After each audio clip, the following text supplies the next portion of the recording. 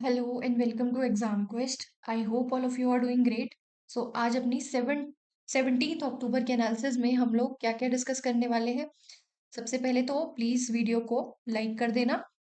क्या क्या डिस्कस करेंगे हम? तो एक article is about green crackers. Supreme court ने दिल्ली एनसीआर रीजन में एक ब्लैंकेट बैन लगाया हुआ था क्रैकर्स पे, अभी उसको लिफ्ट किया गया है और ग्रीन क्रैकर्स को अलाउ किया गया है कुछ दिनों के लिए। तो ग्रीन क्रैकर्स क्या है और ये जजमेंट क्या है, विल डिस्कस अबाउट दिस। दूसरा, there is this article about RBI governor ने कहा है कि हमें जो सेंट्रल बैंक डिजिटल करेंसी है उसको ज्यादा यूज बढ़ाना चाहिए सेंट्रल बैंक्स को, ताकि स्टेबल कॉइन्स की जो लेन देन है वो थोड़ा पे रोक थोड़ी लगाई जा सके। ठीक है, मतलब कि हमको ज्यादा प्रमोट करना चाहिए सीबीडीसी को। तो वील डिस्कस कि सेंट्रल बैंक डिजिटल करेंसी क्या है, स्टेबल कॉइन्स क्या है, दोनों में फर्क क्या है, right. Then there is this article about Afghanistan. कल भी हमने अफगानिस्तान के बारे में डिस्कस किया था, कल हमने इसको पाकिस्तान के कंटेक्स्ट में डिस्कस करा था। मैंने आपको ब्रीफ हिस्ट्री भी बताई थी अफगानिस्तान की कि क्या क्या इश्यूज वहां रहे हैं, कैसे वहां की हिस्ट्री है जो अभी प्रेजेंट डिस्प्यूट्स को फॉर्म करती है, प्लस मुजाहिदीन वाला तालिबान रजीम, ये सब के बारे में हमने ब्रीफली डिस्कस किया था। ठीक है, तो आज हम इसको इसी आर्टिकल को या अफगानिस्तान को ही, इसी टॉपिक को इंडिया के कंटेक्स्ट में पढ़ेंगे कि कैसे हमने रिकॉग्निशन नहीं दी है but we are still cooperating with them, with we are still working on our ties without giving them a formal recognition. तो ये डिस्कस करेंगे। Then there is this article about contempt of court. Contempt of court में क्या है, अभी recent जो एक incident हुआ है जो सीजीआई पे किसी ने शू फेंक के मारा है, एंड उसकी वजह से कंटेम्प्ट ऑफ कोर्ट न्यूज में आया है। और साथ में क्या डिस्कस करेंगे, कंटेम्प्ट ऑफ कोर्ट तो आई होप आपने पढ़ा ही होगा अपने स्टार्टिंग में भी। हम लोग थोड़ा सा अटॉर्नी जनरल जो होते हैं उनका क्या रोल रहता है as far as contempt of court is concern. ठीक है, तो ये चार आर्टिकल्स है जो आज हमको डिस्कस करने हैं। तो पहला आर्टिकल अपना डिस्कस करते हैं। सबसे पहले तो जैसा कि मैं आपको बता रही थी कि 2021 में ही सुप्रीम कोर्ट ने एक ब्लैंकेट बैन लगा दिया था क्रैकर्स पे। ठीक है, क्रैकर्स पर एक बैन लगा दिया गया था, दिल्ली एनसीआर रीजन में ब्लैंकेट बैन था, किसी भी तरह के क्रैकर्स अलाउड नहीं थे। और ये क्यों किया गया था? Because of pollution. Delhi NCR region में पॉल्यूशन एक बहुत बड़ी समस्या रहती है, स्पेशली ड्यूरिंग विंटर्स। विंटर्स के टाइम पे because of the pressure condition and because of the topography, यहाँ पे पॉल्यूशन, एयर पॉल्यूशन की समस्या बहुत ज्यादा बढ़ जाती है। तो ऐसे में क्रैकर्स को यूज करना, जिनसे काफी ज्यादा स्मोक और बहुत ज्यादा noise, smoke, and then ultimately इससे क्या होता है, जो एयर क्वालिटी है वो भी डिक्लाइन होती है। तो इसी सब कारणों की वजह से 2021 में एक ब्लैंकेट बैन लगा दिया था। अभी सुप्रीम कोर्ट ने थोड़ा सा अपना जजमेंट जो है वो बैलेंस किया है, एंड बैलेंस किया है with livelihood, with our culture और with our festivities. Supreme court ने कहा है कि बहुत सारे ऐसे लोग हैं जिनकी इकोनॉमी या जिनका लाइवलीहुड मेंटेन कर डिपेंड करता है on this fire works economy या फायर क्रैकर्स इकोनॉमी। ठीक है, तो उनको ध्यान में रखते हुए थोड़ा सा बैलेंस्ड अप्रोच सुप्रीम कोर्ट ने ली है, और ये ब्लैंकेट बैन को हटा के अब ग्रीन क्रैकर्स को अलाउ किया है। ग्रीन क्रैकर्स क्या होते हैं, व्हील सी। तो ये लाइवलीहुड वाला एंगल, और दूसरा फेस्टिविटीज वाला एंगल, क्योंकि दिवाली का टाइम है तो ये अब काफी हद तक हिस्सा बन चुका है। ऑल्दो अगर देखें तो पहले एंशियंट टाइम से, या जो हमारी असली में दिवाली की फिलॉसफी है, उसके साथ फायर क्रैकर्स तो कहीं ऐसा नहीं है कि बहुत इंपॉर्टेंट है, बट स्टिल अब हमारी फेस्टिविटीज का हिस्सा बन चुका है। तो लाइवलीहुड और फेस्टिविटीज को देखकर सुप्रीम कोर्ट ने ये डिसीजन लिया है। ठीक है, तो बैकग्राउंड होपफुली क्लियर हुआ। 2021 में बैन लगा था, अब उसको थोड़ा सा रैशनलाइज किया है उस बैन को। तो सुप्रीम कोर्ट ने क्या किया है, 16 अक्टूबर को इन्होंने टेम्पररी है ये, ठीक है, इसमें कुछ दिन फिक्स किए गए हैं, ऑलमोस्ट 2-3 दिन है। 18 अक्टूबर से 20 अक्टूबर तक ये जो बैन है इसको लिफ्ट किया जाएगा। तो इसमें temporarily relaxed its blanket ban on firecrackers in Delhi NCR, allowing the sale of government approved green crackers। green crackers कौन से, जो government approved है। green crackers डिस्कस करेंगे अभी on test case basis. Now what is this test case basis? क्या होगा, अभी 14 अक्टूबर से ऑलमोस्ट 25 या 2020 तक कुछ समय के लिए मॉनिटरिंग की जाएगी, and then a report will be submitted. एक रिपोर्ट तैयार की जाएगी और वो रिपोर्ट को देख के फिर आगे देखा जाएगा कि क्या इस तरह का ब्लैंकेट बैन हटाना काम किया या नहीं किया। ठीक है, क्योंकि this is a test all together. 2021 से बैन था, अब थोड़ा सा रैशनलाइज किया है, तो क्या ये रैशनलाइजेशन सही है फॉर एनवायरमेंट? तो ये देखेंगे। और ये कब देखेंगे? जब एक रिपोर्ट सामने आएगी आफ्टर दिवाली। ठीक है, तो इसीलिए इसको टेस्ट केस बेसिस कहा जा रहा है। और ये डिसीजन लिया गया है to balance between public health concerns, जो कि खराब एनवायरनमेंट से हो जाते हैं, हेल्थ कंसर्न्स जो अराइज होते हैं because of deteriorating air quality, also with livelihood of workers and fire cracker industry. ठीक है, क्योंकि ये जो फायर क्रैकर इंडस्ट्री है मेनली कब बूस्ट पे आती है, कब बूम पे आती है? जब दिवाली होती है, दिवाली के समय पे। अदरवाइज शादी वगैरह में भी इनका यूज होता है, बट बूम अपना ये पकड़ती है ड्यूरिंग दिवाली ओनली। तो इन दोनों को बैलेंस करते हुए एक जजमेंट ये आया है। क्या डायरेक्शंस दी हैं?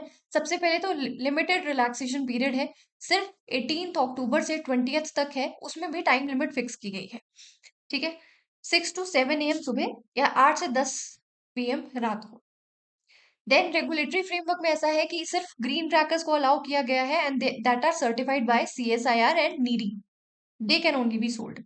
ओके, और ये कौन से फायर क्रैकर्स हैं? ये वो फायर क्रैकर्स है जिनमें बेरियम सॉल्ट्स और अदर बैंड केमिकल्स प्रोहिबिटेड है, उन उनका यूज प्रोहिबिटेड है। और जो ग्रीन क्रैकर्स होते हैं इनमें बेरियम, आर्सेनिक ये सब नहीं होता। ठीक है, और ऑनलाइन सेल्स भी बंद है, जैसे ई कॉमर्स प्लेटफॉर्म से जो आता है या जो ब्लिंकिट वगैरह जो हमारा होता है, वो भी ऑनलाइन सेल्स बंद है। साथ में जो लड़ीज होती है ना, स्ट्रिंग जो एकदम साथ में एक बार आग लगा दी और फिर वो फटती ही रहती है, तो वो जो लड़ीज आती हैं उनको भी बैन किया गया है, कंप्लीट बैन है। ऑनलाइन सेल और लड़ीज दोनों पर ही बैन लगाया गया है। देन मॉनिटरिंग कौन करेगा? अब देखिएगा कौन कि ये सब हो रहा है या नहीं हो रहा, तो पॉल्यूशन कंट्रोल बोर्ड्स और लोकल ऑफिशियल्स पेट्रोल करते रहेंगे, ताकि वो देख सके कि ग्रीन क्रैकर्स ये यूज हो रहे हैं क्या। वो रैंडमली कोई भी सैंपल को टेस्ट कर लेंगे और देखेंगे कि क्या ये ग्रीन क्रैकर है या ये जो कन्वेंशनल क्रैकर्स है वो है। ठीक है, तो अगर कोई वॉयलेटर होगा तो अल्टीमेटली उसको पेनल्टीज भरनी पड़ेगी, और उसमें सेलर्स और मैन्युफैक्चरर्स दो सभी फाइन फेस करेंगे। ठीक है, उनका लाइसेंस कैंसिल हो जाएगा और प्रोसिक्यूशन भी वो फेस करेंगे। प्रोसिक्यूशन में क्या होता है? 6 महीने की जेल। ठीक है, तो पर्पस ऑफ रिलैक्सेशन क्या है? हमने देखा कि देखो क्या होता है, कंप्लीट बैन तो इंश्योर करना वैसे भी काफी मुश्किल होता है। 2021 से इस तरह का बैन है, बट क्या पटाखे बिल्कुल जलते ही नहीं है? तो ऐसा तो नहीं है, हमने देखा है कि टाइम टू टाइम जलते हैं, राइट। बहुत सारी ऐसी वीडियोस भी सोशल मीडिया पे सरफेस करती है जहां पे लोग किसी ना किसी बैक चैनल से इनको प्रोक्योर करके अल्टीमेटली पटाखे जलाते हैं। तो अब सुप्रीम कोर्ट ने क्या कहा है कि वैसे भी कंप्लीट बैन तो हम नहीं कर पा रहे हैं इंश्योर, तो एक काम करते हैं, लेस पॉल्यूटिंग क्रैकर्स को इंट्रोड्यूस करते हैं, इनको अलाउ करते हैं, सो दैट एक कंट्रोल्ड यूज रहे और हम रेगुलेट कर पाए।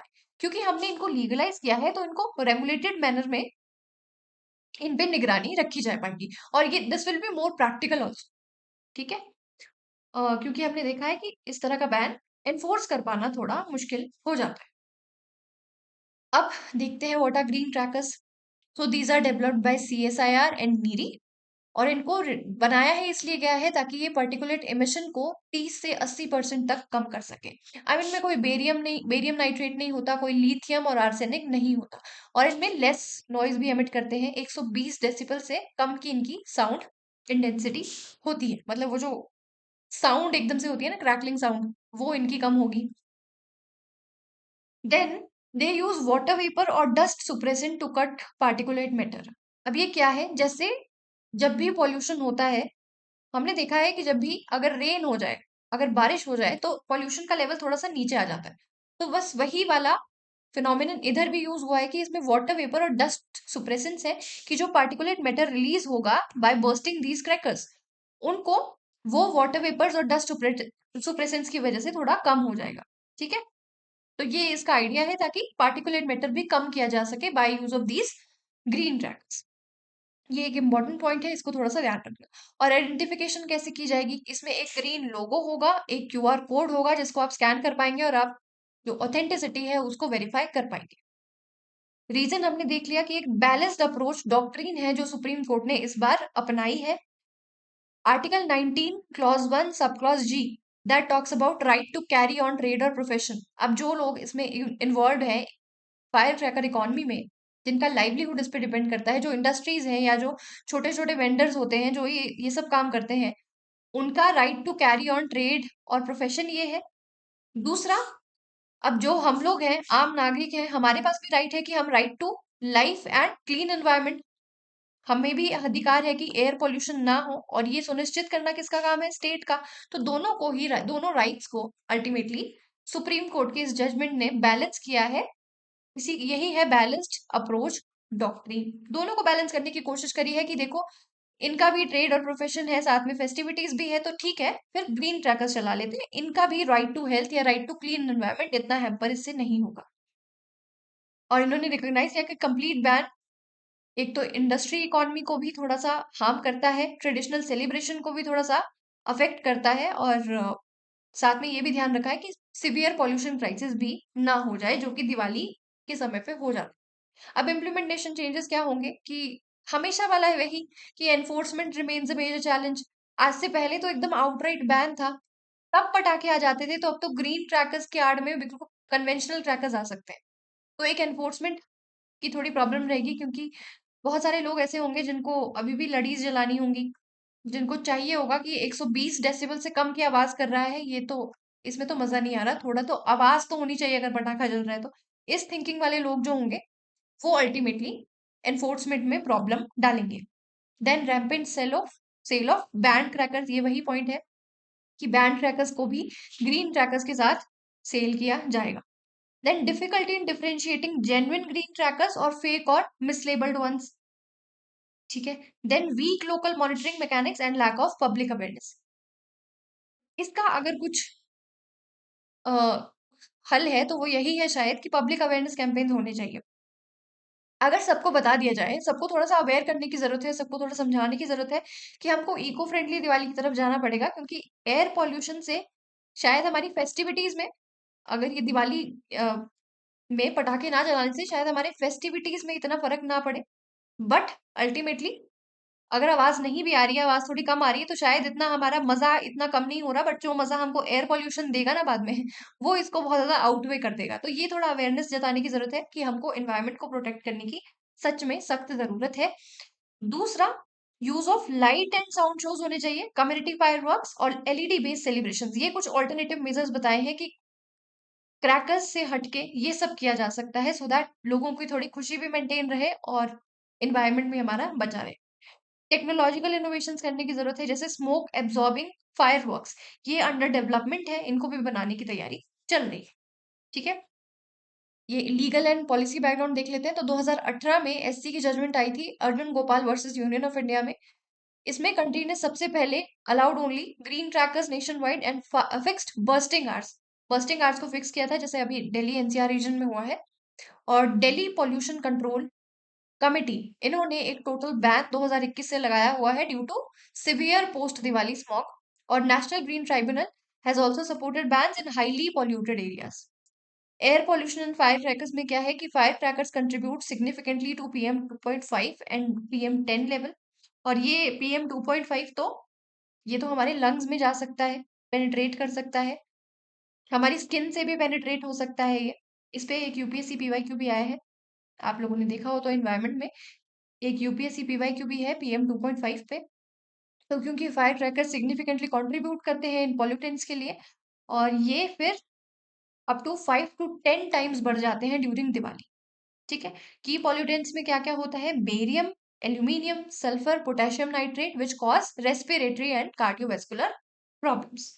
ऑल राइट, तो ये होपफुली आपको क्लियर हुआ ग्रीन क्रैकर्स क्या है, सुप्रीम कोर्ट ने क्या गाइडलाइंस दी है, पॉलिसी बैकग्राउंड क्या है। राइट। तो अभी नेक्स्ट आर्टिकल पे मूव करते हैं। तो जो हमारे आरबीआई के गवर्नर हैं संजय मल्होत्रा जी, उन्होंने कहा है सेंट्रल बैंक्स को कि आपको सीबीडीसीज को प्रमोट करने की जरूरत है over stable coins.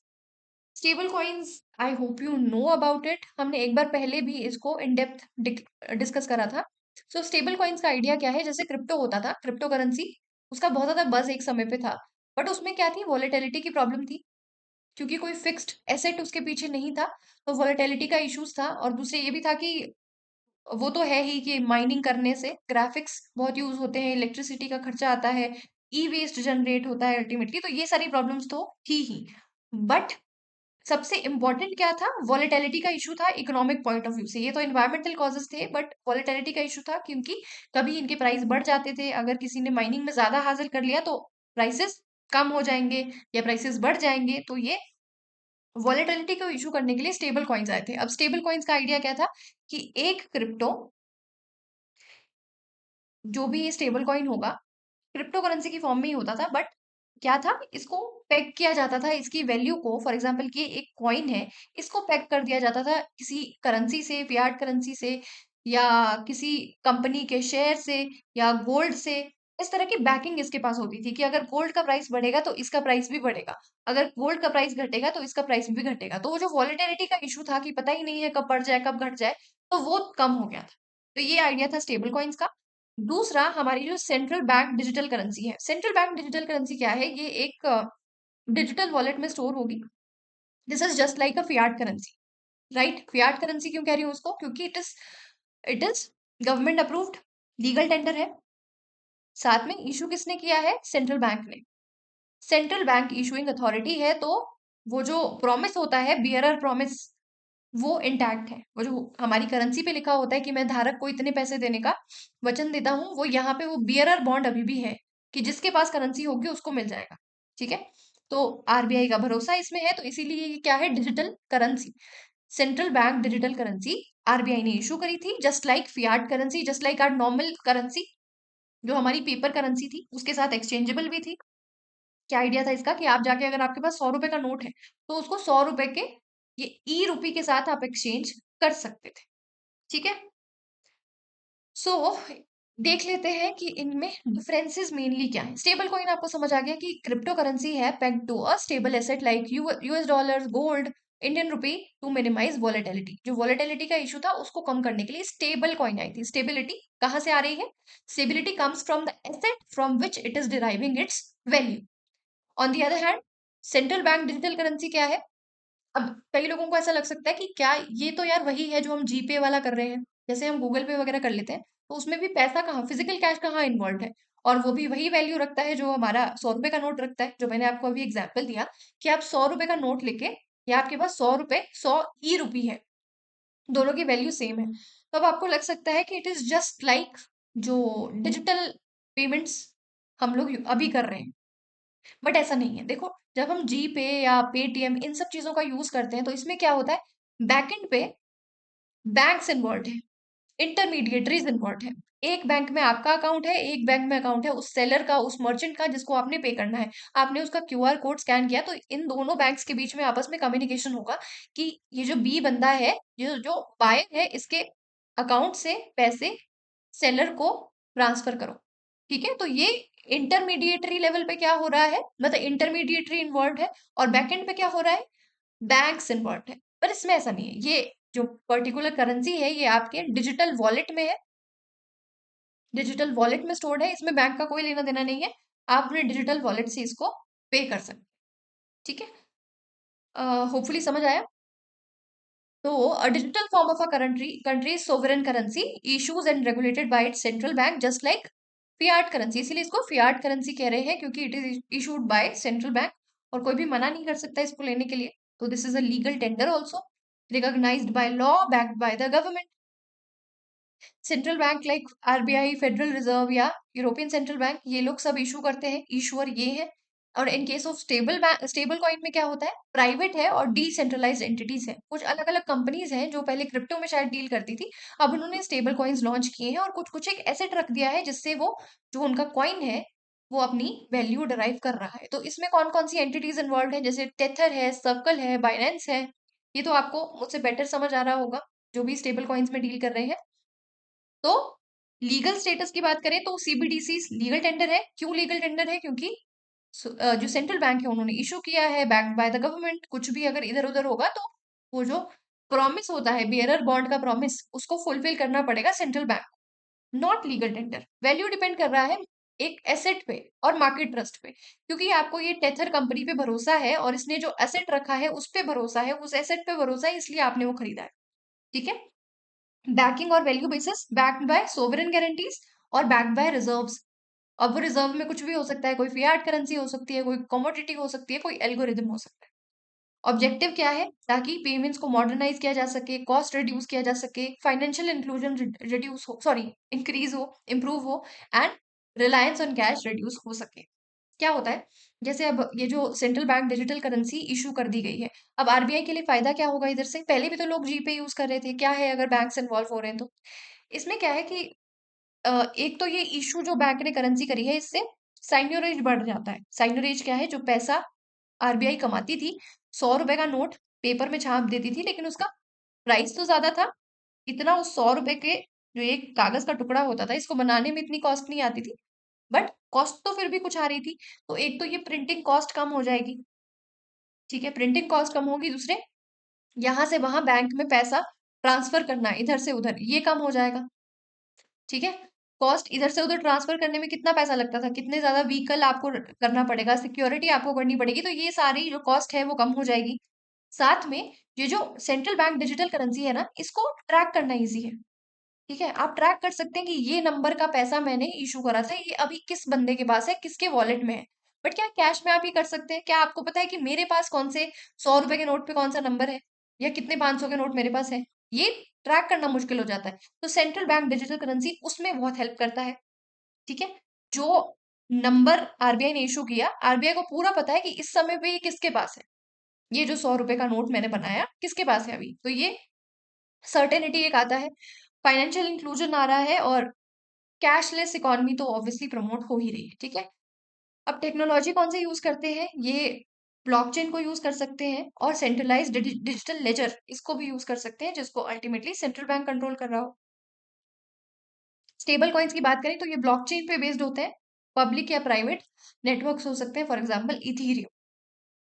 Alright, example में वही है, इंडिया की ई रूपी, आरबीआई का डिजिटल युआन है, सैंड डॉलर है बहामास का, और ये कुछ एग्जांपल्स है, टेथर, यूएसडीसी, डाई, बाइनेंस का बीयूएसडी, ये एग्जांपल है स्टेबल कॉइन्स के। होपफुली आपको आइडिया क्लियर हो रहा है, दोनों के बीच में डिफरेंसेस क्या है क्लियर हो रहा है। वॉलेटिलिटी की बात करें, वॉलेटिलिटी में क्या होगा? स्टेबल है, सिमिलर है, जैसा 100 रुपए का नोट आपके पास है, सेम वैल्यू है, इक्वल एकदम वैल्यू है, कोई वो नहीं है, फर्क नहीं है, देख, बट रिलेटिवली स्टेबल है as compare to crypto currency. Crypto currency से अगर आप कंपेयर करेंगे तो स्टेबल है, क्योंकि एक असेट है इसके पीछे जो जहां से वैल्यू डिराइव हो रही है, but can fail if reserves are mismanaged, जैसा कि क्रैश 2022 में हमने टेरा यूएसडी का देखा था। अगर मिसमैनेजमेंट नहीं होगी तो अल्टीमेटली क्रैश हो सकता है। और आप देखें कि यहाँ पे प्राइवेट एंटिटीज हैं जो कंट्रोल कर रही हैं, तो अल्टीमेटली सारा ट्रस्ट पे बेस्ड है सब कुछ, कि अगर प्राइवेट एंटिटी जो ये है जो कंट्रोल कर रही है वो कुछ हमला ना करे तो सब कुछ स्टेबल है, अदरवाइज फिर कुछ भी स्टेबल नहीं है। रेगुलेशंस की बात करें तो fully regulated by the central bank and monetary loss, mostly unregulated, ठीक है, and under evolving regulation by financial authorities. सभी जो जो कंट्रीज के सेंट्रल बैंक है वो इन पे थोड़ी बहुत अपनी पकड़ बनाने की जरूरत कोशिश कर रहे हैं, but largely they are unregulated. Anonymity तो लेस अनोनिमस देन कैश, ये जो मैंने आपको एग्जांपल दिया कि नंबर से आपको पता है कि ये वाला मैंने अगर इशू किया है, डिजिटल रुपी मैंने इशू किया है, तो किसके पास है मुझे पता है, किसके वॉलेट में है, आरबीआई को ये बात पता है, मुझे नहीं, आरबीआई को पता है।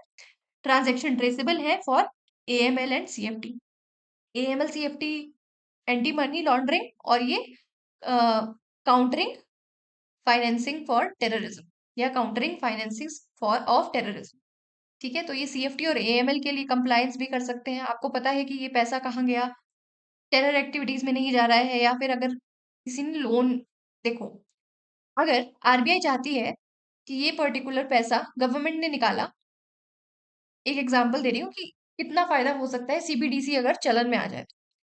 अब गवर्नमेंट ने कोई स्कीम निकाली और गवर्नमेंट चाहती थी कि ये जो लोन्स हैं ये मिले कम इंटरेस्ट रेट पे, स्टूडेंट्स को मिले, ठीक है।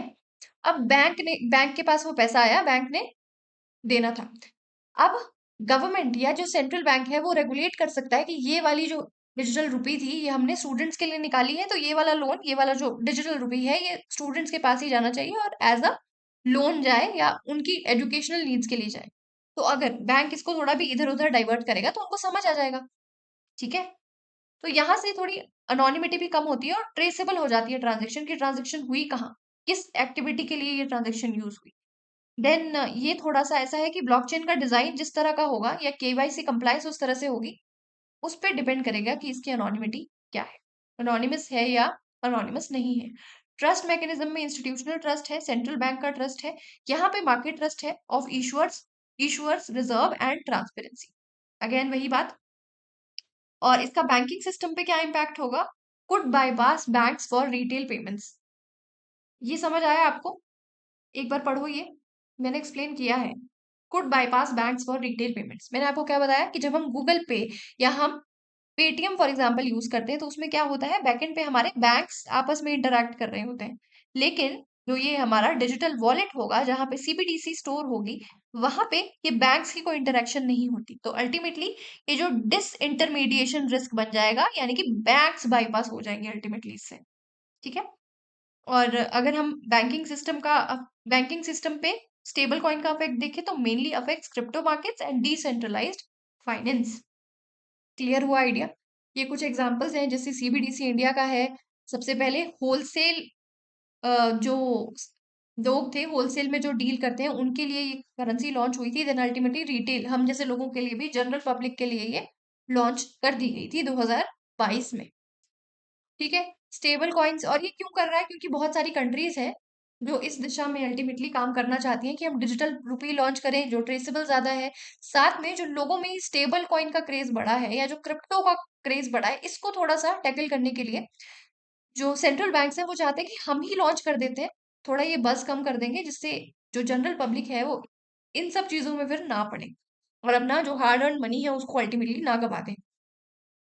ये कुछ एग्जाम्पल दिए हैं, इसको पढ़ लेना एक बारी।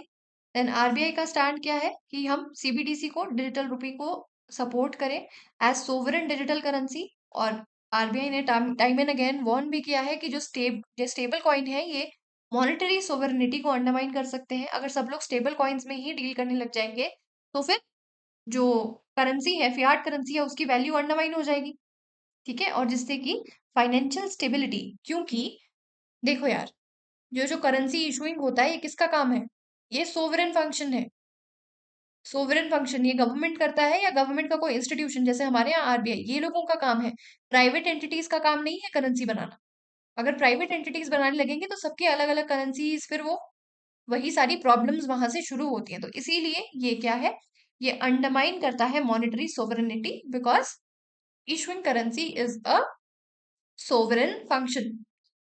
ऑल राइट, नेक्स्ट आर्टिकल पे मूव करते हैं। Engagement without recognition, India and new Afghanistan. कल ही हमने अफगानिस्तान के बारे में डिस्कस किया था।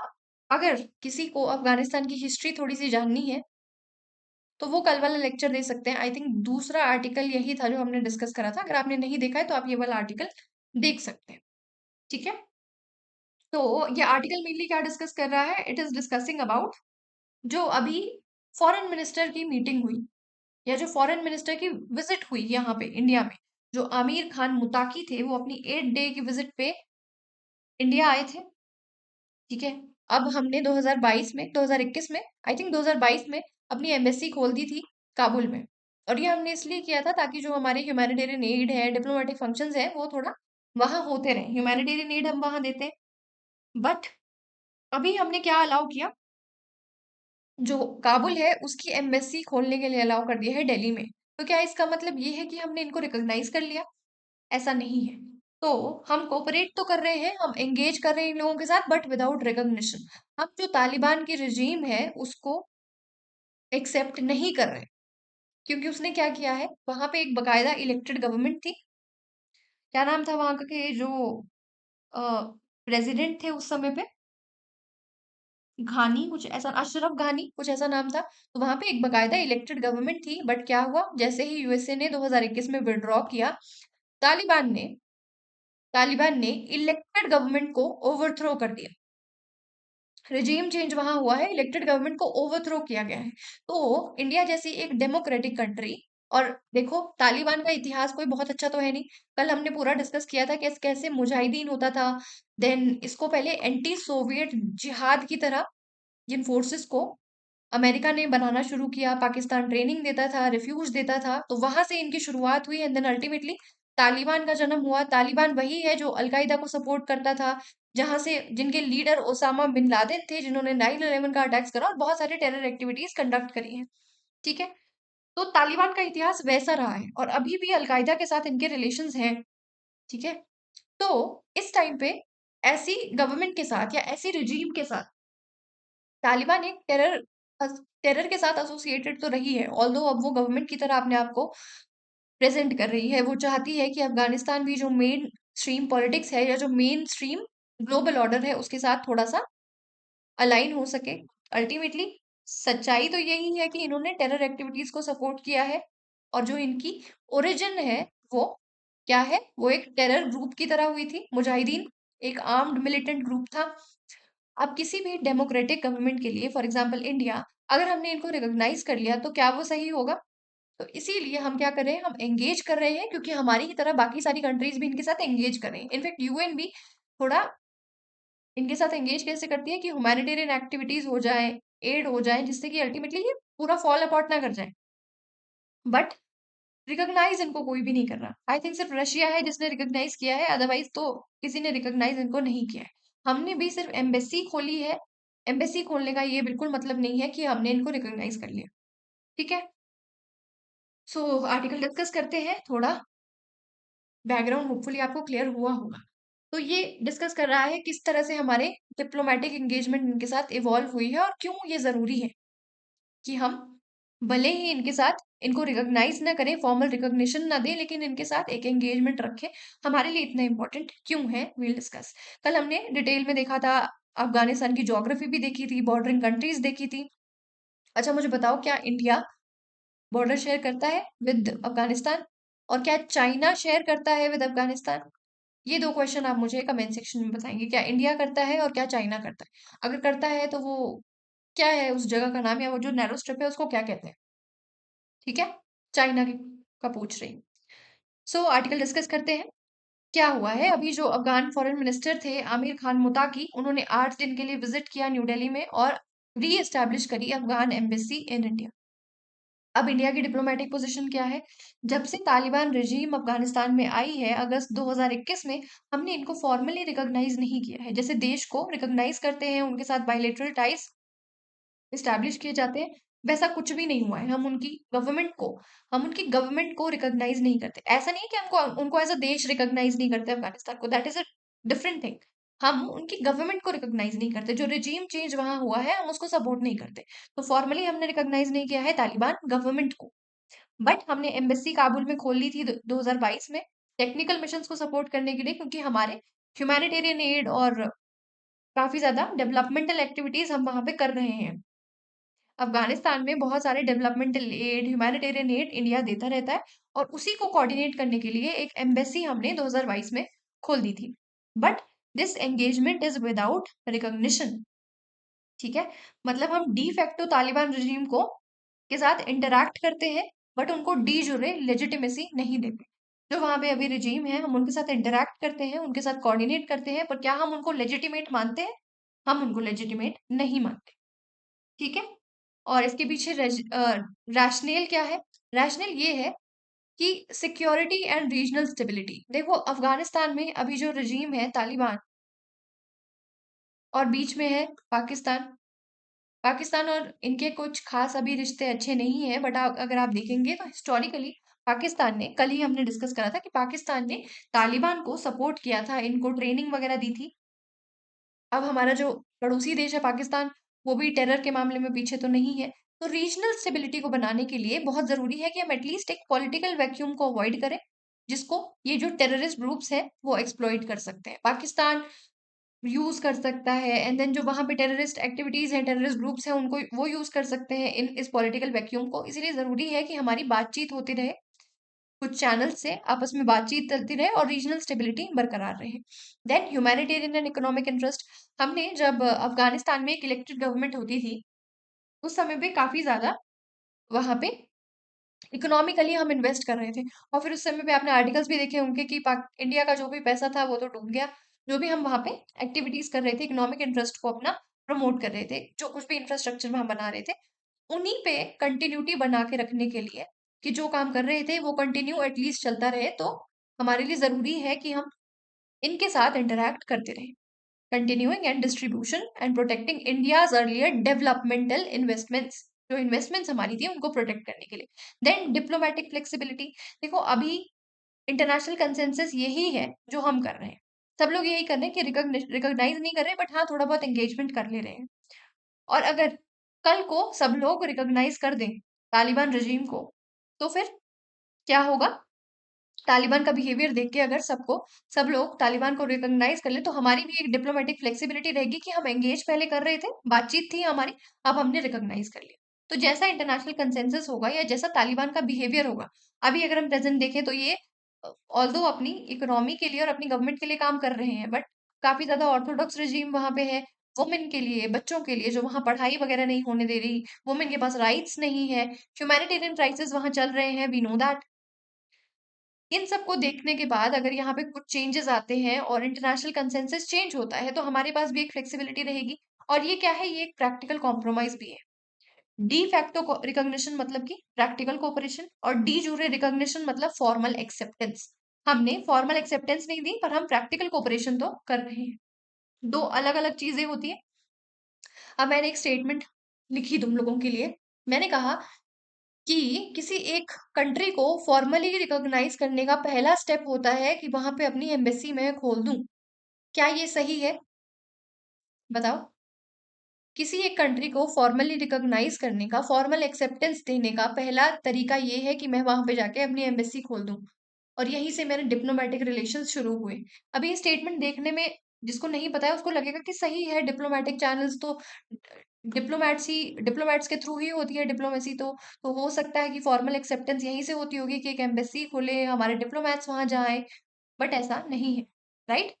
ये कोई मतलब नहीं है, ये सिर्फ क्या है, हम इनके साथ प्रैक्टिकल कोऑपरेशन कर रहे हैं, एक्सेप्टेंस नहीं दी है हमने। और recognising Taliban formally would mean legitimising its violent displacement of an elected regime. ठीक है, जो हम नहीं करना चाहते। हम इन्होंने इलेक्टेड रेजिम को ओवरथ्रो किया था, जिसको हम एक्सेप्ट नहीं कर सकते। और ये सिमिलर तरह की अप्रोच हमारी ताइवान और म्यांमार के लिए भी है। देखो म्यांमार में भी इसी तरह का मिलिट्री कू हुआ था, और इलेक्टेड गवर्नमेंट को ओवरथ्रो करके वहां मिलिट्री हुंटा, हुंटा गवर्नमेंट, वो लिखा जनता जाता है but it is pronounced as junta, military junta. तो वहां पे अभी रूल हो रहा है। और एक डेमोक्रेटिक गवर्नमेंट के लिए हमेशा से मुश्किल होता है एक मिलिट्री रिजीम के साथ बातचीत करना। ठीक है, similar is with Taiwan. Taiwan का केस क्या है कि चाइना की है this one China policy. One China policy क्या है? वन चाइना पॉलिसी इज कि चाइना एक ही है, देर is this one China, China सिर्फ एक है। क्या मतलब हो इसका? यानी कि ये लोग कहते हैं कि अगर आप चाइना, जो चाइना वाला चाइना है, पीपल रिपब्लिक ऑफ चाइना, और एक है ताइवान, अगर आपको, अगर आपने ताइवान को फॉर्मली एक्सेप्ट करा और अगर आपको इसके साथ डील करना है, तो फिर ठीक है, यही इन्हीं के साथ करना, हमसे वास्ता मत रखना। और सभी कंट्रीज को पता है कि चाइना, ये वाला जो चाइना है, ये बड़ा है, इसके पास रिसोर्सेज ज्यादा है, इकोनॉमिकली सब लोग इस पे डिपेंडेंट है। तो फिर ताइवान के लिए लोग क्या करते हैं? यही सेम वाला कि डी जूरे रिकॉग्निशन नहीं देते, बट प्रैक्टिकल कोऑपरेशन इनके साथ करते रहते हैं। और Taiwan is also very important for semiconductors. Semiconductor sector में ताइवान की बहुत अच्छी पकड़ है, तो उसकी वजह से सब लोग ताइवान पे डिपेंडेंट भी रहते हैं, और ताइवान को यूएसए का सपोर्ट भी मिलता रहता है, राइट? यूएसए भी कहता है कि अगर ताइवान पे हमला किया तो फिर हम तुमको बताएंगे चाइना कि क्या होता है। बट वन चाइना पॉलिसी याद रखनी है। वन चाइना पॉलिसी क्या है कि देर इज दिस वन चाइना, ये चाइना का अपना पॉलिसी है, यानी कि एक ही चाइना है। अगर तुमको ताइवान के साथ रिश्ते रखने हैं तो फिर मुझसे मत बात करो, ये इसका सिंपल सा मतलब है। हम लोग भी यही करते हैं कि ताइवान को के साथ बातचीत हमारी है, इनके साथ कोऑपरेट करते हैं on various matters, but ultimately recognise हम यही वाले चाइना को करते हैं, जो चाइना वाला चाइना है जिसको हम जानते हैं। ठीक है, तो यही सेम अप्रोच हमारी ताइवान और म्यांमार के लिए भी है, where India engages through economic and cultural channels without endorsing their political transitions. अब ग्लोबल एंड रीजनल कंटेक्स्ट ये है कि यूएन ने रिकॉग्निशन विदहोल्ड कर रखी है तालिबान रजीम को काफी समय से, 2021 से ही 4 साल से लगातार इनको रिकॉग्निशन नहीं दे रहा है यूएन। अभी जो मुताकी साहब इंडिया आ सके, वो आ पाए, UN security council 1988 sanction committee ने इनको कुछ वेवर दिया, कुछ अलाउ इनको किया, जिससे ये ट्रेवल कर पाए। अब ये क्या है कि अगर पीसफुल टॉक्स के लिए इस तरह के जो लीडर्स हैं वो अगर क्रॉस बॉर्डर कोऑपरेशन करना चाहते हैं, पीस टॉक्स करना चाहते हैं, तो उनको ट्रैवल फिर अलाउड होता है, ठीक है? अदरवाइज नहीं। तो उसी ये जो सैंक्शन कमेटी के वेवर मिलने से ही ये इंडिया आ पाए और इन्होंने फिर बातचीत इंडिया से करी। हमारे जयशंकर जी इनको मिले थे। Then Russia and China have shown readiness to engage with the Taliban, seeing opportunity for strategic influence. Russia चाहता है कि अगर तालिबान मेरे कंट्रोल में आ जाए, ये पहले भी था, सोवियत जो एनेक्सेशन हमने देखा था 1979 से 1989 का, एंड फिर वहीं से ये तालिबान की शुरुआत हुई थी। होपफुली कल वाला लेक्चर देखा है और ये वाली कहानी याद आई। तो रशिया और चाइना दोनों ही चाहते हैं कि मेरे इन्फ्लुएंस में आ जाए, है ना? दोनों चाह रहे हैं कि मेरे सर्कल में आ जाए। वो एक एड भी आती है ना, आजा मेरे सर्कल में आ जाए, तो बस वही ये सर्कल है इनका। ये चाह रहे हैं कि मेरा इन्फ्लुएंस में आ जाए, तो यहाँ पे जो भी रिसोर्सेज है वो मैं अवेल कर पाऊँ, क्योंकि रिसोर्स रिच है अफगानिस्तान। दूसरा, एक गेटवे की तरह एक्ट करता है to Central Asia, gateway to Central Asia. Russia और चाइना को इजी एक्सेस मिल जाएगी थ्रू अफगानिस्तान सेंट्रल एशिया से ट्रेड करने के लिए। इसीलिए अफगानिस्तान की जो ज्योग्राफी है वो बहुत इंपॉर्टेंट है। और अच्छा सॉरी, नहीं नहीं, Uzbekistan was the first to accept a Taliban ambassador. Pakistan has upgraded diplomatic ties despite tensions. ये जो तहरीके तालिबान पाकिस्तान है, कल हमने देखा था कि जो बॉर्डर पे क्लैशेस होते हैं उसके लिए, जो बॉर्डर पे टेररिज्म होता है उसके लिए यही रिस्पॉन्सिबल है, तहरीके तालिबान पाकिस्तान। बट फिर भी पाकिस्तान चाहता है कि अफगानिस्तान के साथ हमारे रिश्ते अच्छे रहें, अदरवाइज हम लोग एनसर्कल हो जाएंगे, यहाँ इंडिया यहाँ अफगानिस्तान, और इन दोनों की अगर दोस्ती हो गई तो फिर तो हम बुरा फंस गए। इसलिए पाकिस्तान अफगानिस्तान के साथ रिश्ते इतने खराब नहीं करना चाहता। आज का न्यूज़पेपर आपने देखा होगा, तो उसमें जो इनके प्राइम मिनिस्टर हैं पाकिस्तान के, शहबाज शरीफ, उन्होंने कहा है कि हमने पीस टॉक हम कर लेना चाहते हैं, we are open for peace talks, कि हम अफगानिस्तान से बात करना चाहते हैं। अब अफगानिस्तान पे डिपेंड करता है कि वो बात करना चाहते हैं या नहीं करना चाहते। अब इंडिया की स्ट्रेटेजिक ड्राइवर्स की बात करते हैं कि हम एंगेजमेंट क्यों कर रहे हैं, तो ये मेनली 3 फैक्टर्स पे डिपेंड करता है। एक तो तालिबान काफी प्रोएक्टिव है। तालिबान ने उस समय पे जब रिजीम चेंज हुआ था 2021 में, उस समय पे ही तालिबान ने ये स्टेटमेंट दी थी कि हम चाहते हैं कि बाकी कंट्रीज यहाँ आए, एम्बेसीज अपनी स्टैब्लिश करें, यहाँ पे हम बाकी दुनिया के साथ घुलना मिलना चाहते हैं। ठीक है, तो इनकी प्रोएक्टिवनेस रही है, स्पेशली इंडिया के साथ तो ज्यादा रही है, क्योंकि डेवलपमेंटल एड के लिए इंपॉर्टेंट है। हम इकोनॉमिक हमारे इंफ्रास्ट्रक्चर हम वहां बना रहे थे जो पहले इलेक्टेड रिजीम थी उनके टाइम पे, तो तालिबान चाहता था कि हम वो कंटिन्यू करें। तो तालिबान काफी प्रोएक्टिव है हमारे साथ रिश्ते बनाने में। पहला रीजन ये है। दूसरा, पाकिस्तान वाला फैक्टर है कि इंडिया नहीं चाहता कि अ, जो हमारे पाकिस्तान के साथ तो रिश्ते है ही नहीं अच्छे, अब अफगानिस्तान के साथ भी ना रहे, तो हमारे लिए फिर वो स्टेबिलिटी के इश्यूज हो जाएंगे, रीजनल स्टेबिलिटी के साथ में। हम जो पाकिस्तान के जो रिश्ते तालिबान के साथ खराब रहते हैं उसको थोड़ा सा लिवरेज करना चाहते हैं। ठीक है। तीसरा है इकोनॉमिक एंड डेवलपमेंटल इंटरेस्ट। हमने देखा था कि चाबहार पोर्ट इंडिया डेवलप कर रहा है ईरान में, सो दैट वो जो जरंज दिलाराम रोड है उससे होते हुए हम अफगानिस्तान में एड और एक्सपोर्ट्स और इंपोर्ट्स वहां से कर सकें, क्योंकि पाकिस्तान हमको एक्सेस नहीं देता वाया बागा बॉर्डर। तो हमने एक ऑल्टरनेट रूट निकाला था वाया इराक। तो चाबहार पोर्ट को and Turkmenistan, Afghanistan, Pakistan, India pipeline, ये पाइपलाइन और इस तरह के स्ट्रेटेजिक प्रोजेक्ट्स के लिए, इंफ्रास्ट्रक्चर प्रोजेक्ट्स के लिए अफगानिस्तान बहुत इंपॉर्टेंट है। और इंडिया यही चाहता है कि जो अभी हमारे इंफ्रास्ट्रक्चर और डेवलपमेंटल प्रोजेक्ट्स अफगानिस्तान में स्टॉल्ड पड़े हैं, हम उनको फिर से रिवाइव कर पाए, जो इन्वेस्टमेंट कर ली है वो कहीं तो काम होए। ठीक है, तो इस ये कुछ 3 फैक्टर्स हैं जिसकी वजह से इंडिया इनके साथ एंगेज कर रहा है। और अगर हम देखें तो ग्लोबल सिनारियो भी अभी यही चल रहा है, ग्लोबली भी यही सब लोग कर रहे हैं। अब यूएन और ग्लोबल का रिएक्शन क्या है? तालिबान को कोई फॉर्मल रिकॉग्निशन नहीं मिली है 4 कंसेक्यूटिव ईयर से। सभी लोग इनके साथ कंडीशनल एंगेजमेंट कर रहे हैं, ह्यूमैनिटेरियन इश्यूज कर रहे हैं, ह्यूमैनिटेरियन इश्यूज के लिए इनके साथ कोऑपरेट कर रहे हैं, बट इनको लेजिटिमेसी नहीं दे रहे। अब चाइना और रशिया का क्या रोल है? Russia became the first major power to finally recognise the Taliban. इसमें मैं भी कंफ्यूज हुई थी, इसमें आपने भी कंफ्यूज नहीं होना है। अफगानिस्तान सॉरी उज्बेकिस्तान पहली ऐसी कंट्री थी जिसने तालिबान के एम्बेसडर को एक्सेप्ट किया था अपनी कंट्री में। रशिया ने तो फॉर्मली रिकॉग्नाइज ही कर लिया है। Russia became the first major power to formally recognise the Taliban. दोनों में फर्क है। जुलाई 2025 में इन्होंने फाइनली इनको रिकॉग्नाइज कर लिया है तालिबान को, और इन्होंने कहा कि कुछ प्रैग्मेटिक रीजंस हैं, और प्रैग्मेटिक रीजंस वही है अपनी इकोनॉमी। चाह रहे हैं कि वहां का जो रिसोर्स रिच कंट्री है थोड़ा एक्सप्लॉइट करने को मिल जाए, थोड़ा गेटवे मिल जाए। तो इस वजह से यही प्रैग्मेटिक रीजन है रशिया के पास। चाइना ने भी अपना एम्बेसडर काबुल में अपॉइंट किया है, formalising relations and investing in mineral extraction and infrastructural projects. बस वही इनका जो सीपैक वाला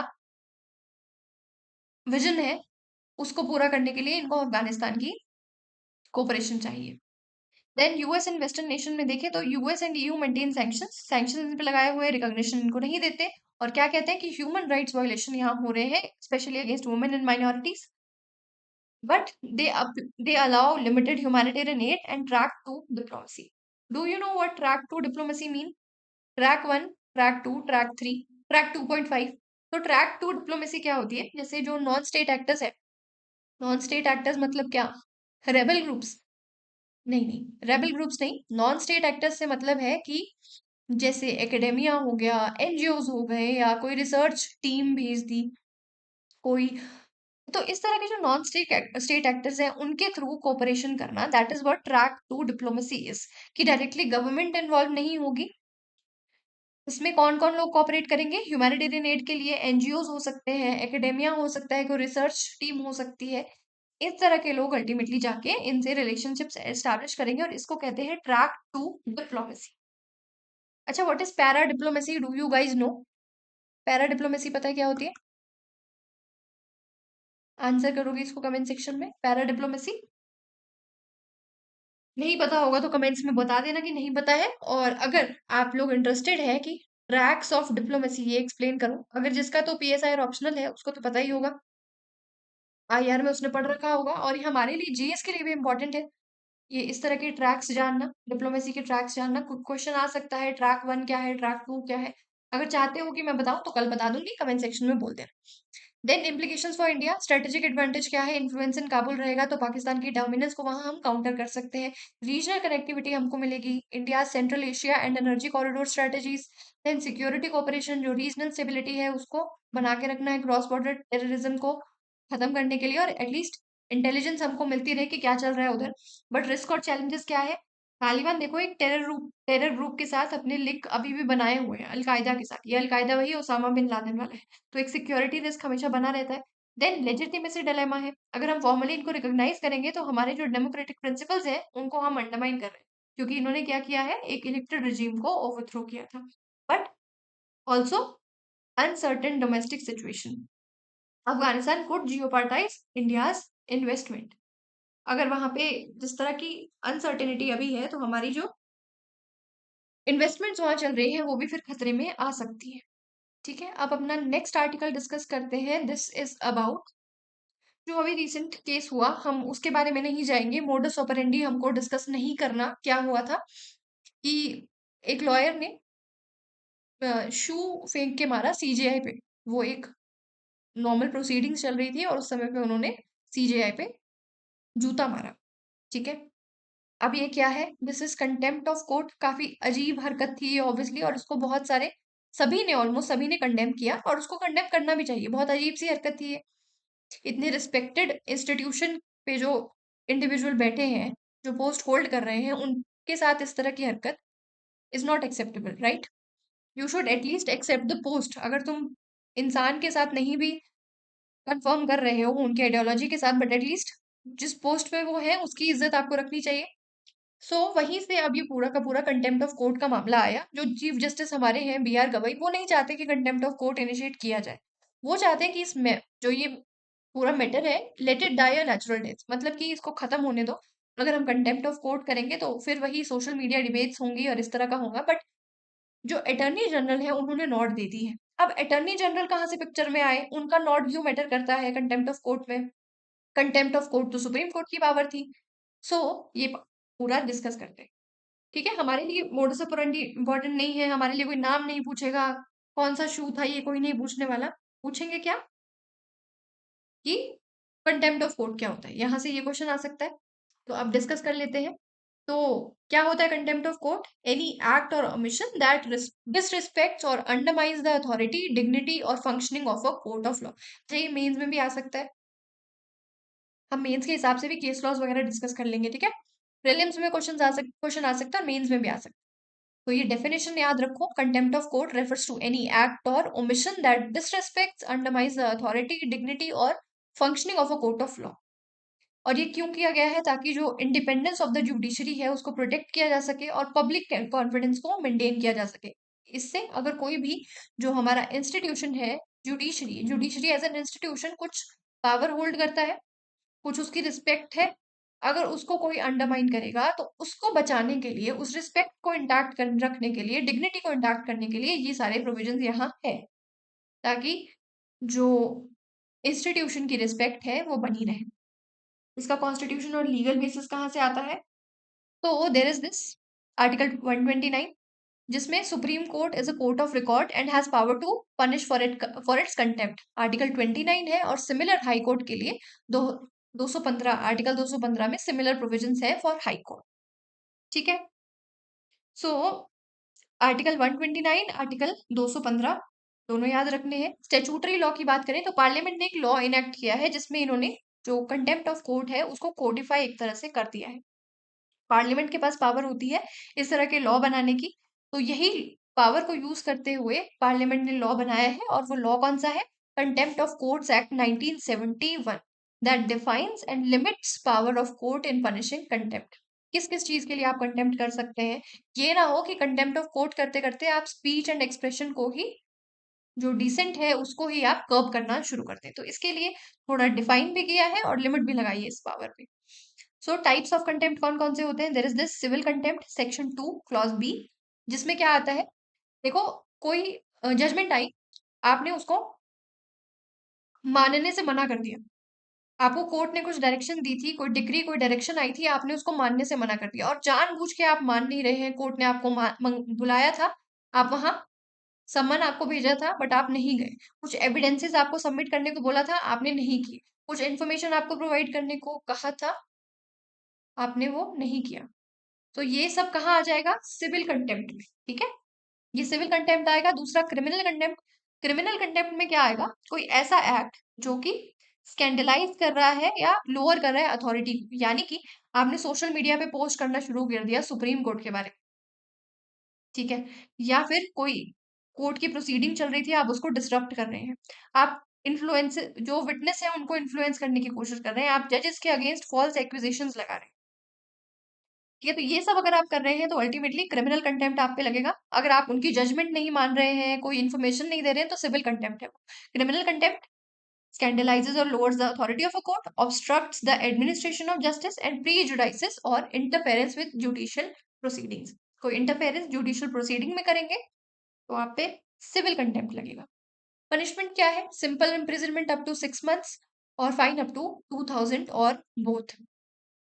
अब सुप्रीम कोर्ट या कोर्ट हाई कोर्ट अगर चाहे तो वो सिर्फ ये कह सकते हैं कि अपॉलजी कर लिख दो, ठीक है, माफी मांग लो। अगर आप माफी आपकी सही लगेगी तो फिर वो ये 6 मंथ और ये 2000 नहीं लेंगे।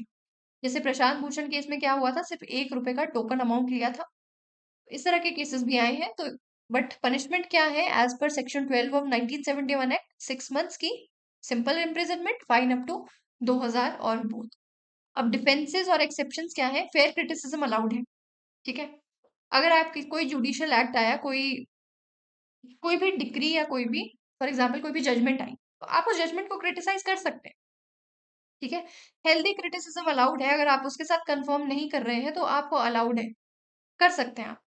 बट ये ना हो कि आप जुडिशियल प्रोसीडिंग्स में जाके परेशानी क्रिएट कर रहे हैं, आप इन्फ्लुएंस कर रहे हैं विटनेसेस को, या स्कैंडलाइज करने की कोशिश कर रहे हैं सुप्रीम कोर्ट की अथॉरिटी को, तो फिर वो फेयर क्रिटिसिज्म में नहीं आएगा। क्रिटिसाइज आप जजमेंट को क्रिटिसाइज कर सकते हैं पर आप जज को क्रिटिसाइज नहीं कर सकते।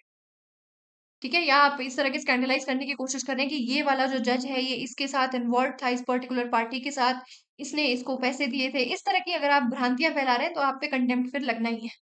तो ट्रूथ एज अ डिफेंस में क्या है? ये 2006 की अमेंडमेंट से ऐड हुआ था कि अगर आपने पब्लिक इंटरेस्ट में या बोनाफाइड मैनर, मतलब ऑनेस्ट मैनर में, आप ऑनेस्ट मैनर में आप प्रूफ्स इस तरह के दे रहे हैं, तो फिर वो ट्रूथ एज अ डिफेंस आएगा, वहां पे कंटेम्प्ट ऑफ कोर्ट नहीं लगेगा। देन ऑल्सो इनोसेंट पब्लिकेशन और distribution of material that does not interfere with proceeding is exempt. किसी ने वो वाली मूवी देखी है रुस्तम? रुस्तम मूवी में उधर वो जूरी का प्रोसीडिंग्स चल रही होती है एंड देन वहां पे एक जर्नलिस्ट होते हैं, वो क्या करते हैं कि वो कोर्ट में प्रेजेंट होते हैं, वो पहले ही जाके अपने न्यूज़पेपर में पब्लिश कर देते हैं, कोर्ट की प्रोसीडिंग्स को पब्लिश करते हैं। राइट? तो वो अगर वो इंटरफेयर कर रहा है विद प्रोसीडिंग्स इज एग्जेम्प्ट। वो शायद, मतलब मुझे इतना एग्जैक्टली याद नहीं है, बट वो शायद किसी तरह से कंडेम कर रहे होते हैं जजमेंट को कि ये जजमेंट आएगी, या कुछ इस तरह की प्रॉब्लम उसमें थी, ऐसा कुछ सीन उधर शो किया गया है। तो ये याद रखना, इनोसेंट पब्लिकेशन और डिस्ट्रीब्यूशन अलाउड है, बट अगर आपने इंटरफेयर करने की कोशिश करी प्रोसीडिंग्स के साथ तो वो फिर कंटेम्प्ट ऑफ कोर्ट लगेगा। ये कुछ केस लॉज है, ये मेंस के लिए इंपॉर्टेंट है। मेंस में आपको केस लॉज भी कोट करने होते हैं अपने आंसर में। तो देर इज दिस ईएमएस नंबूदरी पथ वर्सेस टीएम नामीबियर, 1970 का केस था। इसमें इन्होंने कहा कि क्रिटिसिज्म ऑफ जजेस as class bias was held contempt, established limits of free speech, कि आप क्रिटिसिज्म, जजेस को क्रिटिसिज्म नहीं कर सकते। इधर से एक फेमस सा वो भी है, फ्रेज भी है, क्योंकि कि you can always criticise the judgement but you can never criticise the जज, कि जज को मत क्रिटिसाइज करो, जजमेंट को यू कैन क्रिटिसाइज। ठीक है। देन अरुंधति रॉय केस 2002 में, इसमें क्या हुआ था, एक्टिविस्ट को सेंटेंस किया गया था कंटेम्प्ट के लिए जब उन्होंने सुप्रीम कोर्ट को क्रिटिसाइज किया गया था। तो उस समय पे काफी ज्यादा टेंशन हुई थी between free speech and judicial authority. तो ये केस था। Then Prashant Bhushan case, very much famous, 2020 का। इसमें इन्होंने ट्वीट्स करना शुरू करा था स्कैंडलाइज करने के लिए जुडिशरी को। इन पे फाइन लगा था कंटेम्प्ट ऑफ कोर्ट का, लेकिन सिर्फ 1 रुपए लिया गया था, जो एक सिंबॉलिक पनिशमेंट की तरह था। ठीक है। देन रिवाइज्ड अरुंधति रॉय 2002, इन्होंने कहा कि फेयर क्रिटिसिज्म एक्सेप्टेबल है, रिवाइज करते हुए कहा था कि फेयर क्रिटिसिज्म एक्सेप्टेबल है। यहाँ पे एक्टिविस्ट को कंटेम्प्ट ऑफ कोर्ट में धर लिया गया था, बट यहाँ पे कहा कि नहीं, फेयर क्रिटिसिज्म एक्सेप्टेबल है, बट मेलिशियस अटैक नहीं कर सकते to undermine justice. Then this revised S Mulgaokar case, इसमें justice Krishna Iyer famous question, जजेस must not be hyper sensitive. क्या मतलब था इसका, कि ये नहीं कि हर चीज का बुरा बना के बैठ जाओगे, ये इसने तो कंटेम्प्ट कर दिया, इसने मुझे ये कह दिया। ऐसा नहीं है, हमारी कंट्री में फ्री स्पीच भी है। तो आपको हाइपर सेंसिटिव नहीं होना है, थोड़ा कॉशियसली और थोड़ा स्पारिंगली यूज करना है कंटेम्प्ट ऑफ कोर्ट को। अदरवाइज तो फिर सब पे कंटेम्प्ट ऑफ कोर्ट लगता रहेगा। Then criticism and issues. Criticism क्या होता है कंटेम्प्ट ऑफ कोर्ट का, कि ये वेग वेग डेफिनेशन है। स्कैंडलाइजिंग द कोर्ट क्या होता है, क्या क्या आप एक्टिविटीज हैं जो आप कर सकते हैं। तो इसकी सब्जेक्टिव इंटरप्रिटेशन है। हो सकता है मुझे कोई जजमेंट अच्छी नहीं लगी, मैंने पोस्ट कर दिया, मेरे पास फ्री स्पीच का राइट तो है। अब क्या पता कोर्ट को लगे कि मैंने स्कैंडलाइज किया है कोर्ट को, मैंने ऐसा लिख दिया है कि कोर्ट ने ये बहुत गलत किया, कोर्ट के जुरिस्डिक्शन में ये नहीं था, या इस तरह का कुछ भी, तो मैंने कोर्ट को स्कैंडलाइज किया। तो ये वेग डेफिनेशन है। स्कैंडलाइजिंग में क्या आता है किसी को पता नहीं। Then it can also curbs free speech and criticism of judiciary, article 19 clause 1 sub clause 8, freedom of speech and expression, ये हमारा छिन जाता है। Then this is outdated colonial legacy. क्या है, ब्रिटिश लॉ में ये ओरिजिनेशन इसका हुआ था कंटेम्प्ट ऑफ कोर्ट का। अब अगर हम देखें तो यूके भी हटा चुका है, जिन्होंने हमको दिया था वो भी हटा चुके हैं ये कंटेम्प्ट ऑफ कोर्ट के प्रोविजंस, बट हमारे यहाँ अभी भी है। देन जजेस as both victims and prosecutors. अच्छा, ये जो दिया गया है ना, ये मेंस के हिसाब से भी बहुत इंपॉर्टेंट है। अगर कोई अपने नोट्स बना रहा है तो कंटेम्प्ट ऑफ कोर्ट मेंस के हिसाब से भी यहाँ तुम्हारा प्रिपेयर हो रहा है, डेफिनेशन है, क्रिटिसिज्म है, प्रोविजंस है, केसेस है, सब कुछ है, इसीलिए सब कुछ दिया है। ठीक है। किसी ने क्वेश्चन भी पूछा था ना कि मेंस के नोट्स किस तरह से बनेंगे, तो इस तरह से बनेंगे। एक टॉपिक लेना है और उसको होलिस्टिकली प्रिपेयर करना है। उसमें आपकी डेफिनेशन आएगी, आप कुछ अगर डेटा ओरिएंटेड कुछ टॉपिक है तो आप डेटा दे सकते हैं, प्लस आप कुछ केस लॉज लिखेंगे। जैसे पॉलिटी में तो case laws are very important, case laws आपको लिखने ही होते हैं। देन आप लिखेंगे कि क्यों जरूरी है, तो आप इसके फॉर द मोशन में कुछ पॉइंट्स अपने पास लिख के रखेंगे नोट्स में। जैसे इसमें क्या होगा कि जुडिशरी को जरूरत है इस तरह के प्रोविजंस की, ताकि वो अपनी जो अथॉरिटी है उसको प्रोटेक्ट कर सके, उसके लिए। देन क्रिटिसिज्म में ये सब आएगा कि डेफिनेशन वेग है, कॉलोनियल लेगेसी आउटडेटेड है। फिर आप कंपैरेटिव पर्सपेक्टिव भी देंगे, और ये कंपैरेटिव पर्सपेक्टिव आप पॉलिटी में बहुत इंपॉर्टेंट है।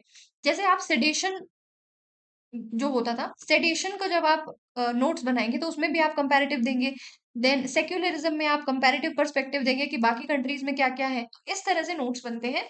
फुली आइडिया क्लियर हुआ। वैसे मैं प्लान कर रही हूँ कि मैं किस तरह से सिलेबस आपको कवर करना है, किस तरह से नोट्स बनाने हैं वो बनाऊं, बट टाइम नहीं मिल पा रहा है, टाइम कंस्ट्रेंट थोड़ा है।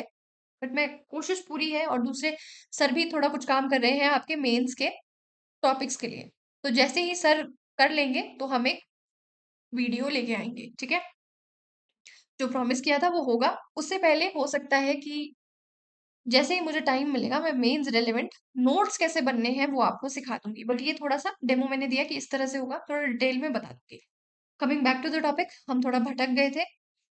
क्या डिस्कस करे थे हम? करे थे क्रिटिसिज्म एंड इश्यूज की वेग डेफिनेशन है, curb free speech and criticism, outdated colonial legacy, then जजेस एज विक्टिम एंड प्रोसिक्यूटर। ठीक है, ये क्या है? पोटेंशियल बायस कॉज कर सकता है। अब मैं एक जज हूँ, मुझे बुरा लग गया कि तुमने मुझे कुछ कहा और मुझे बुरा लग गया। अब ये बात तुमने सही कही कि नहीं की, ये भी मैं ही डिसाइड करूंगी। अब मुझे तो बुरा लगा है ये बात, ठीक है, मैं तो हाइपर सेंसिटिव हूँ ही इस मामले में। अगर मुझे कोई आदमी बोलेगा, बुरा बोलेगा, अब मैं भगवान तो नहीं हूँ, या मैं, ये तो भगवान वाली क्वालिटी होगी, है बहुत अच्छे इंसान का वर्च्यू है कि वो समझ सके कि कोई बात नहीं, इस आदमी का ये पर्सपेक्टिव है, इट्स ओके। बहुत लोगों में नहीं होता ये पर्सपेक्टिव। ठीक है, जरूरी नहीं है कि सब ये वर्च्यू पोजेस करते हो कि कोई बात नहीं, इस आदमी का ये व्यू पॉइंट था, इट्स ओके, इसने कह दिया। सब में नहीं हो सकता। तो क्या है, जजेस एज बोथ विक्टिम, बुरा भी इन्हीं के साथ हुआ है, प्रोसिक्यूट भी यही लोग कर रहे हैं। तो ये पोटेंशियल बायस कॉज कर सकता है। देन बहुत सारी डेमोक्रेटिक कंट्रीज में इट इज रेयरली यूज्ड, क्योंकि डेमोक्रेटिक कंट्रीज में क्या होता है, फ्री स्पीच एंड एक्सप्रेशन। ठीक है, और यूके ने अबॉलिश कर दिया है, जिन्होंने हमको दिया है वो ही खुद अबॉलिश कर चुके हैं 2013 में। ये कंपैरेटिव पर्सपेक्टिव है, जिसमें यूके आएगा तो abolish contempt for scandalising judiciary. Then USA का कंटेम्प्ट रिस्ट्रिक्टेड है, क्लियर ऑब्स्ट्रक्शन ऑफ जस्टिस। उन्होंने साफ बताया कि अगर आप जस्टिस के काम में ऑब्स्ट्रक्शन क्रिएट करेंगे तभी कंटेम्प्ट लगेगा। ये वेग डेफिनेशंस नहीं है कि स्कैंडलाइजिंग द कोर्ट, ये इस तरह की वेग डेफिनेशंस वहां नहीं है। और वहां पे क्रिटिसिज्म प्रोटेक्टेड है अंडर फर्स्ट अमेंडमेंट, क्रिटिसाइज वहां कर सकते हैं।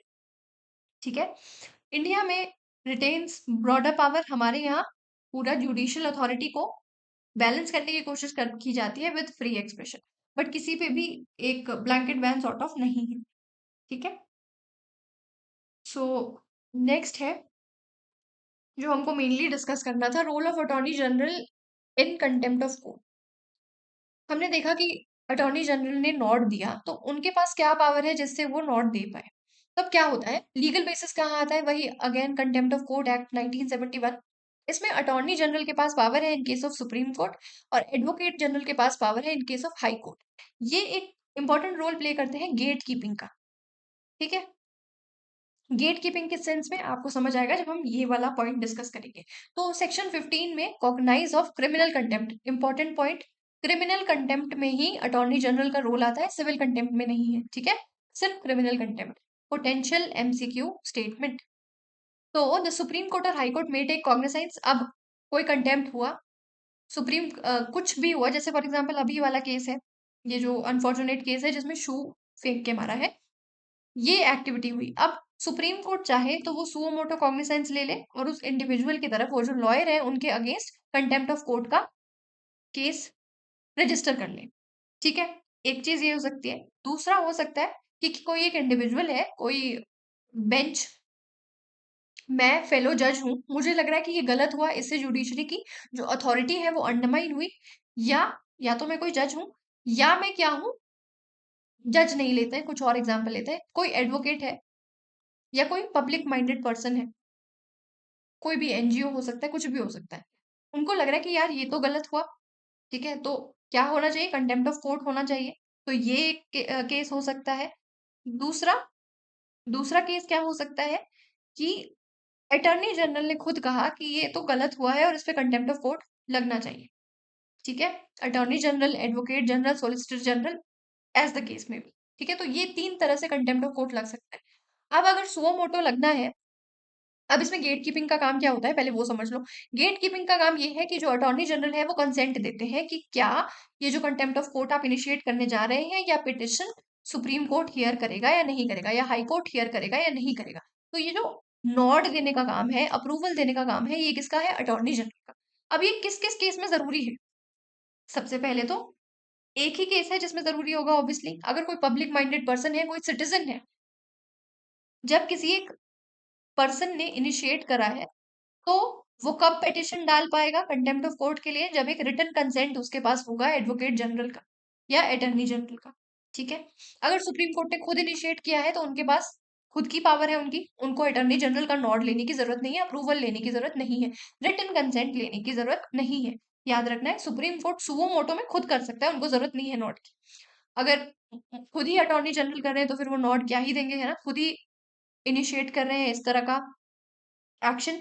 तो जब भी कोई एक इंडिविजुअल, कोई भी पब्लिक माइंडेड पर्सन, कोई भी other person rather than judiciary, अगर वो मोशन मेड कर रहे हैं, वो मोशन इनिशिएट कर रहे हैं, तो उनको रिटन कंसेंट की जरूरत पड़ेगी एडवोकेट जनरल के।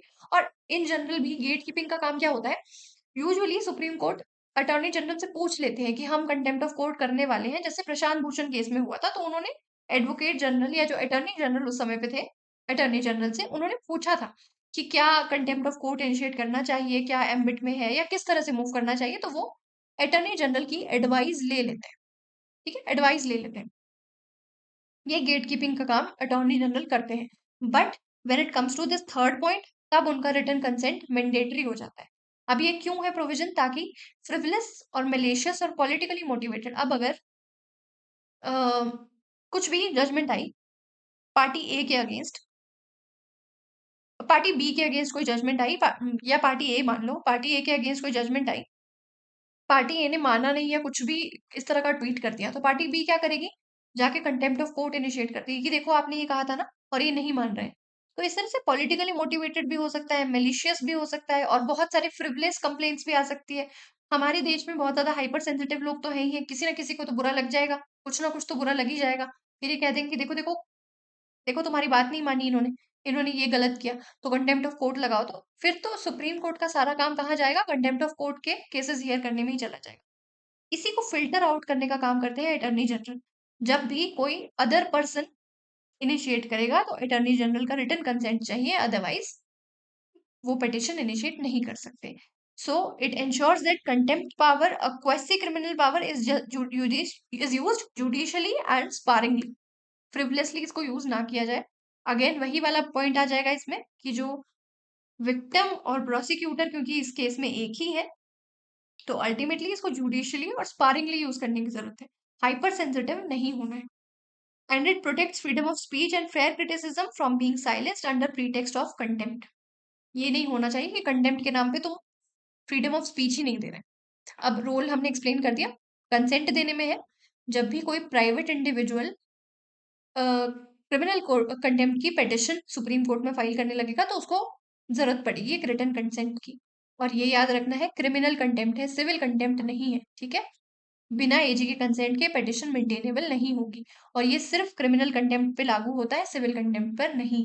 Acting as an office of the court, इसमें क्या है, वैसे अटॉर्नी जनरल यूजुअली कौन होते हैं, इनको कहा जा सकता है कि ये गवर्नमेंट के, जो सरकार है, उनके रिप्रेजेंटेटिव एक तरह से होते हैं, और जुडिशियल मैटर्स में सरकार को रिप्रेजेंट करते हैं। But when it comes to cases like these, तो ये पब्लिक इंटरेस्ट को रिप्रेजेंट करते हैं, गवर्नमेंट के पॉलिटिकल इंटरेस्ट को नहीं।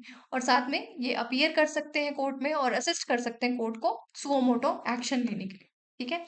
ये रिस्ट्रेंट भी एडवाइस कर सकते हैं और सपोर्ट भी कर सकते हैं एक्शन को। मतलब अगर इनको लग रहा है कि कंटेम्प्ट ऑफ कोर्ट की जरूरत नहीं है, तो ये सुप्रीम कोर्ट को एडवाइस दे सकते हैं कि मत करो इनिशिएट, और अगर उनको लग रहा है कि करना चाहिए तो उसको सपोर्ट कर सकते हैं। जैसे इस केस में हुआ है, अटॉर्नी जनरल ने नोट दिया है, उन्होंने कहा है कि इस पे court of contempt of court लगना चाहिए, and it is a discretionary power. Attorney general refuse कर सकते हैं कंसेंट देना, चाहे उनको लग हो भी क्लियर कट हो कि कंटेम्प्ट ऑफ कोर्ट है, बट हो सकता है कि वो कंसेंट देने से मना कर दे। अगर मेरिट और सीम्स इंडिकेटिव अगर वो सेटिस्फाइड नहीं है, तो ये एक तरह से उनकी डिस्क्रिशनरी पावर है। हो सकता है कि आपको लग रहा है कि कंटेम्प्ट ऑफ कोर्ट लगना चाहिए, बट अगर वो सेटिस्फाइड नहीं है, तो वो रिफ्यूज कर सकते हैं और उनका डिसीजन फाइनल होगा, जस्टिसिएबल नहीं हुआ। किसी भी कोर्ट में आप चैलेंज नहीं कर सकते कि मुझे तो इन्होंने कंसेंट नहीं दिया, रिटन कंसेंट नहीं दिया। तो this was all about today's session. Hopefully आपको सेशन अच्छा लगा होगा, and thank you so much.